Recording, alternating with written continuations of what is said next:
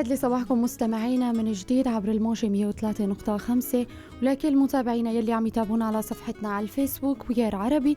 طبعا لساتنا مستمرين بفقرات عطر الصباح، ولهاليوم وصلنا لفقرتنا الحوارية واللي رح يكون فيها ضيفنا الدكتور ماجد فهيم محمد، أخصائي أمراض النفسية. أهلا وسهلا فيك دكتور ماجد، ويسعد لي صباحك ببرنامج عطر الصباح. ألو، صباح الخير. صباح النور، أهلا وسهلا فيك دكتور. أهلا فيك دكتور، بخصوص الاكتئاب، يا ريت لو تعرف لنا الاكتئاب، وهل يمكن تعريفه على أنه مرض؟ هلا الاكتئاب يعتبر أحد أهم اضطرابات المزاج، وثاني أكثر الأمراض النفسية شيوعا بعد اضطرابات القلق. يعني تقدر نسبته تقريبا ب 10 إلى 15%. ممكن نعرف الاكتئاب باختصار شديد بأنه اضطراب يوصف بالحزن والفراغ، وأنه شخص لا يستطيع الاستمتاع بمباهج الحياة. سؤالك عنه هل هو مرض أو لا مرض، الاكتئاب مرض مهم جدا باعتباره يؤثر على نوعية حياة الشخص المصاب، ويسبب خلل في أدائه سواء على الناحية الاجتماعية أو حتى على أدائه المهني. هذا التعريف في المختصر الاكتئاب فينا نقول. دكتور، شو أهم أعراض الاكتئاب، وهل تتفاوت هذه الأعراض بين الأشخاص؟ أعراض الاكتئاب في مجموعة كثيرة من الأعراض بصراحة. في 3 أعراض أساسية لازم تكون موجودة لحتى نشخص اكتئاب. يعني لازم تكون 2 موجودين منهم، هن الحزن والإحساس المستمر بالتعب أو نقص الطاقة، وفي شيء اسمه فقدان المتعة، يعني عدم الاستمتاع بالشغلات اللي كان عم يستمتع فيها قبل. هاي الأعراض الأساسية، بالإضافة إلى أعراض كثيرة موجودة، مثلا مشاكل بالنوم، ينام ساعات قليلة، مشاكل بالشهية، مشاكل بالوزن، بحس المريض المكتئب مثلا وزنه نازل بشكل ملحوظ، في عنده خلل بالتركيز، صعب يتخذ قرار، متردد كثير، عنده إحساس مستمر بالذنب، وعنده إحساس بفقدان القيمة، إنه قيمته مو مثل العالم كله أحسن منه. هالإحساس موجود عنده. في عرض مهم كمان هو إنه الشخص دائما يفكر بالموت، يتمنى الموت، ممكن توصل لعنده أحيانا بالتفكير بالانتحار حتى التخطيط للانتحار. هالأعراض هاي تتفاوت. الأعراض حسب الفئة العمرية، يعني مثلا البالغين مو مثل الأطفال أو المراهقين.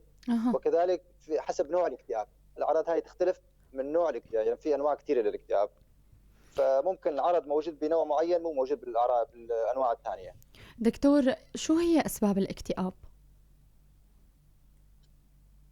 أسباب الاكتئاب صراحة أسباب كثيرة، يعني هي كلها فرضيات أو نظريات، ولكن أقرب الأسباب للواقع فينا نختصرها بالعوامل التالية. يعني أول شيء العامل البيولوجي ويتضمن مثلا إنه في خلل بالنواقل العصبية للدماغ. أهم ناقل عصبي متهم بالاكتئاب هو السيروتونين، يعني يكون السيروتونين في مريض الاكتئاب عنده نقص في السيروتونين. ممكن يكون في أسباب هرمونية، يعني خاصة في فترات الحمل والولادة عند النساء وعند المراهقين، لما تتغير نسبة الهرمونات ممكن يسبب أعراض اكتئابية.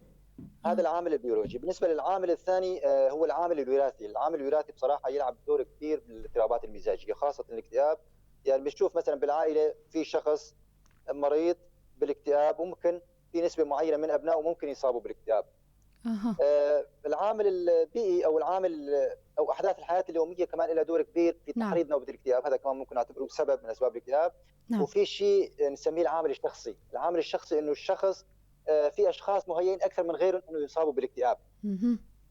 هاي فينا باختصار هاي أسباب الاكتئاب. دكتور، هل هناك أنواع للاكتئاب؟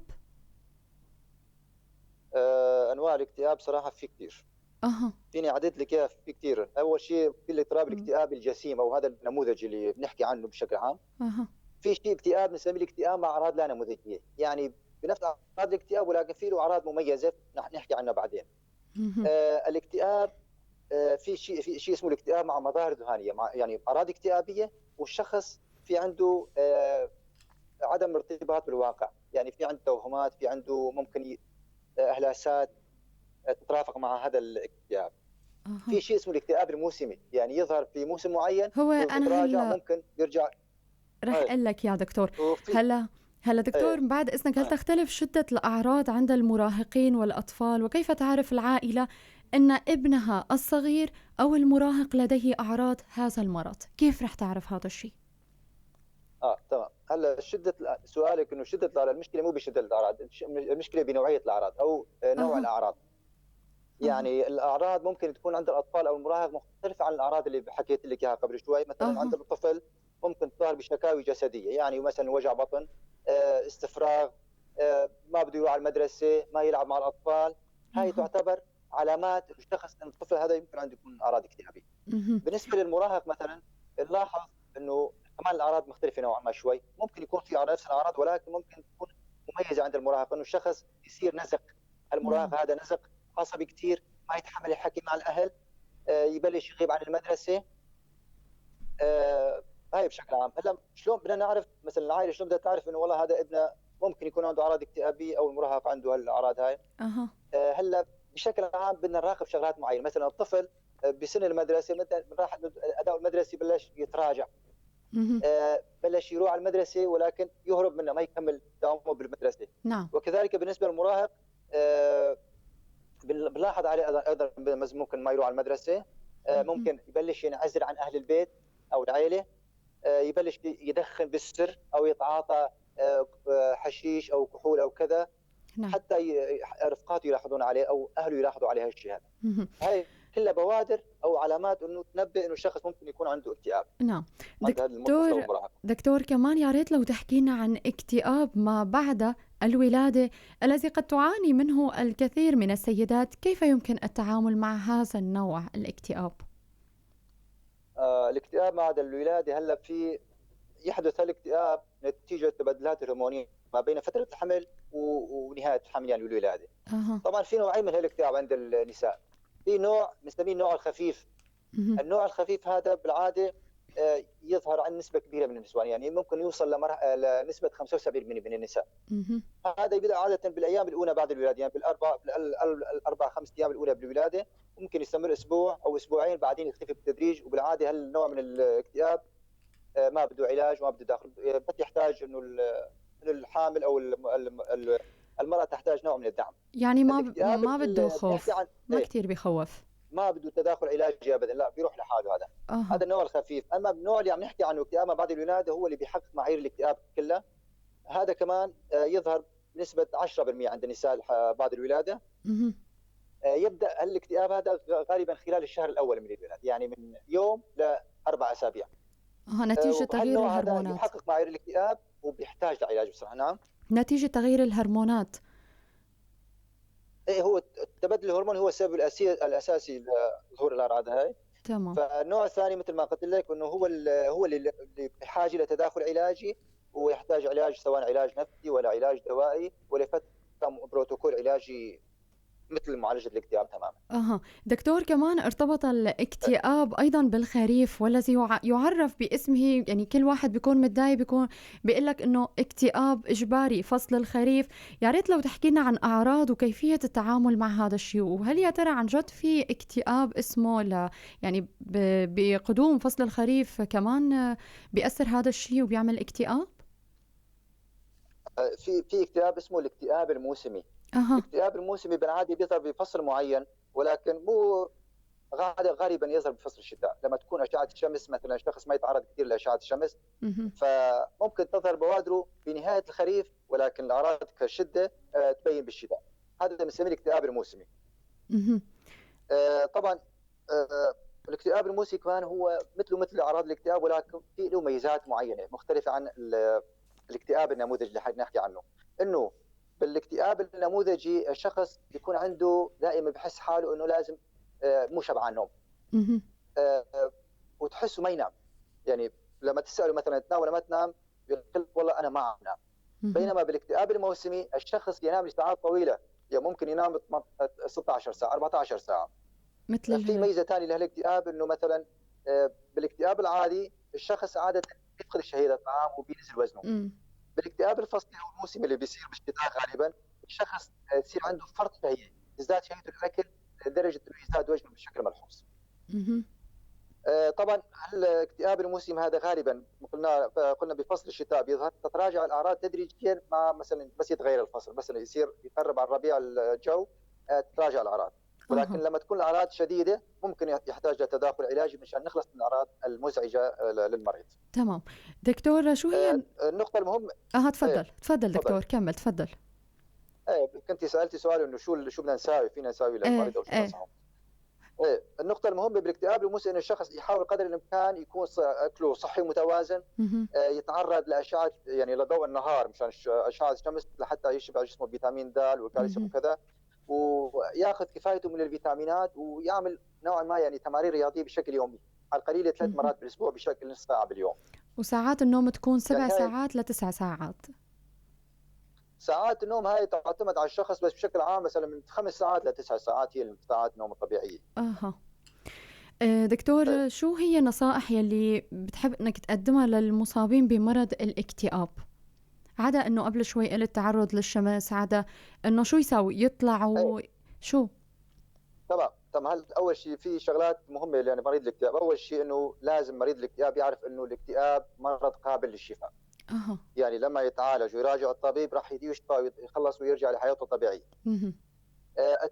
شغله ثانيه، الاكتئاب مرض اضطراب مزاجي وليس مرض نفسي معيب مثل ما تفكر العالم انه الامراض النفسيه عيب او شيء. اهم. فلا يتردد انه يراجع الطبيب النفسي او الاخصائي النفسي لحتى ما تتفاقم عنده الاعراض ويوصل لمرحله تعيقه عن اداء مهامه اليوميه او تعيقه عن ممارسه حياته الطبيعيه.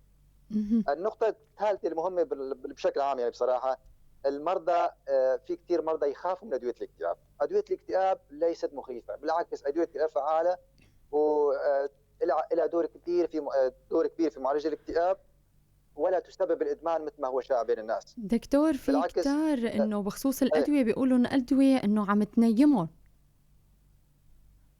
هلا الادويه الاكتئاب ما تنوم، مو كلها، يعني في نوع من الادويه ممكن حسب النوع أها. المريض اللي عم نتعامل معه، مثلا ممكن مريض أها. مكتئب عصبي متوتر اهم. ممكن نعطيه دواء مشان يهديه. بس في ادويه ثانيه ادويه منشطه، مثلا الشخص مثل ما قلت لك عم ينام كثير او مثلا بحس حاله تعبان ممكن نعطيه ادويه لحتى تنشطه صباحا حتى، اهم. مو ضروري يكون ياخذ الدواء بالليل لحتى ينام. نعم. فمو كل الادويه نفسيه او مو كل مضادات الاكتئاب تسبب منهم، لا. نعم. دكتور كمان يا ريت لو إيه. تحكي لنا عن طرق العلاج والوقاية من الاكتئاب، كيف يعني الواحد بده يحاول إنه يتجنب هذا المرض؟ هلا كوقايه من الاكتئاب، هلا حكينا عن الاسباب انه غالبا هي اسباب بيولوجيه واسباب وراثيه. اهم. تمام. فالوقايه من الاكتئاب ما في اليه معينه مثلا نوقي حالنا من الاكتئاب، ولكن في اجراءات معينه. مثلا الشخص مثل ما حكينا قبل شوي عن الاكتئاب المزمن، والشخص في اجراءات، مثلا اول شيء يحافظ على علاقات سليمه مع الاخرين. اهم. آه، لا يعني يبتعد عن العزله، ما يحاول ينعزل او يعزل حاله عن العالم. مثلا التمارين الرياضيه مثل ما قلنا بشكل يومي. اكل صحي متوازن. هالشغلات هاي ممكن تساعد بتخفيف شده الاكتئاب حتى لو انصاب المريض فيه، اذا نعم. كان عم يتابع هالشغلات بشكل منتظم. نعم. اما طرق العلاج مثلا تتفاوت من علاج دوائي الى علاج نفسي نسميه علاج سلوكي او استعراضي او حتى علاج دعم. طبعا الاكتئاب هو درجات، ممكن يكون خفيف، ممكن يكون متوسط، ممكن شديد. طبعا الاكتئاب اللي عم نحكي عنه واللي بده تداخل علاجي غالبا هو الاكتئاب من المتوسط الى الشديد. آه، طبعا حكينا عن الادويه النفسيه ومضادات الاكتئاب فعاله. اهم. ممكن في طرق ثانيه للعلاج، علاج نفسي عند معالج نفسي او طبيب نفسي. علاج سلوكي انه يغير نمط حياته. اهم. العلاج الاستعرافي باختصار هو انه الشخص يغير طريقه تفكيره للامور، أها. يغير نظرته للحياه. طبعا هاي بدها تمرين، بدها محاوله. هالشغلات هاي كثير فعاله، خاصه اذا دمجنا العلاج الدوائي مع العلاج النفسي رح يعطي نتائج كثير منيحه، و والشخص غالبا اهم. رح يتغلب على الاكتئاب. وأهم شي الشخص المكتئب دكتور بيقولوا إنه ما ينترك لحاله، هذا الشي صح؟ إنه لازم يكون حواليه أهله، إيه صح، ما رفقاته؟ قلنا انه الشخص يبتعد عن العزله، ما ينعزل. أبدًا. الشخص يحاول قدر الامكان ما ينعزل. ايه. اهم. حتى إنه هو لو طلب إنه ينعزل ما نترك له مجال هذا الشي. اكيد طبعا هذا هو نسميه العلاج الداعم، انه في شخص مثلا مقرب له يساعد، يحاول يحكي معه، يكون متواصل معه على طول، ما يخليه ينعزل. أها. باعتبار العزله تحرض الافكار الانتحاريه احيانا. أها، دكتور كلمة أخيرة لإلك بتحب توجهها؟ آه، كلمه اخيره بصراحه، بدنا نوجه كلمه للعالم كله انه الامراض النفسيه مثل اي امراض ثانيه اهم. بحاجه للعلاج، بالعكس الامراض النفسيه مهمه لانها تؤثر حتى على الامراض العضويه، ممكن تسبب امراض عضويه، لذلك لا مهم. تتردد في مراجعه العياده النفسيه اذا حسيت حالك مثلا في عندك مشاكل او اعراض انت تحسها مثلا انه تاثر على طريق حياتك او تاثر فيك. نعم، وشكرا لكم. شكرا لك دكتور. مستمعينا اهلا ومتابعينا، وسهلا. وصلنا لنهاية فقرتنا الحوارية لها اليوم، التي كان فيها ضيفنا الدكتور ماجد فهيم محمد، أخصائي أمراض النفسية. هلا بعد هالفاصل الصغير بنرجع لكم لنكمل باقي فقرات عطر الصباح، استنونا.